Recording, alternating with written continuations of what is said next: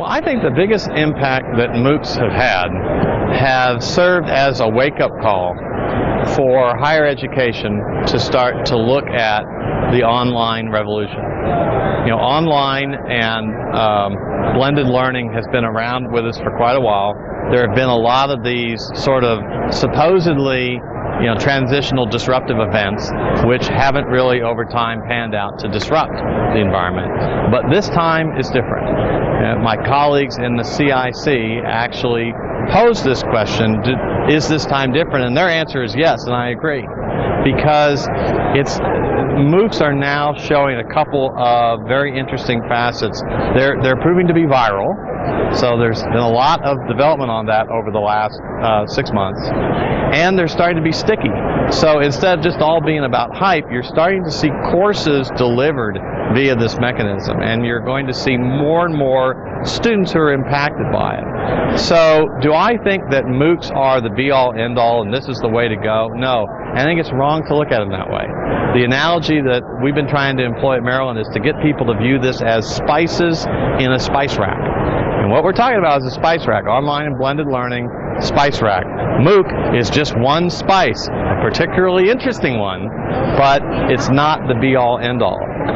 Right now, though, it is the thing that is really causing the sudden attention and the view of this as being disruptive, which I think is good for higher education.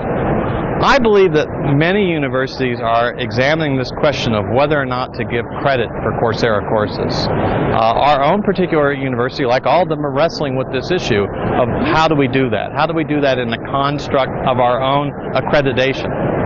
So it's not as simple as just making an executive decision that, yes, we're going to. I think there's a lot of moving parts. But again, because of the disruptive impact of the MOOCs, we're now addressing this.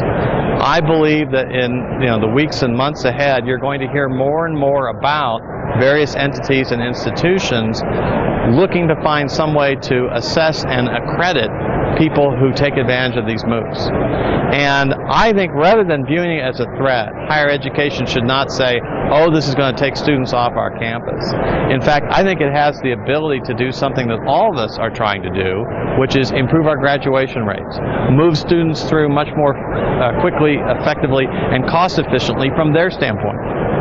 And I think the ability for students to do online education, whether it's offered by the institution in one form or another, or via a MOOC, which then there's a proper assessment and accreditation of, all these things are possible. And so I believe over the next months and years that you are going to see efforts around how do we provide not only a certificate that you took the class, not only an analogy or something that says, yes, you had value because you actually did well, but how do we achieve credit in sort of our traditional model?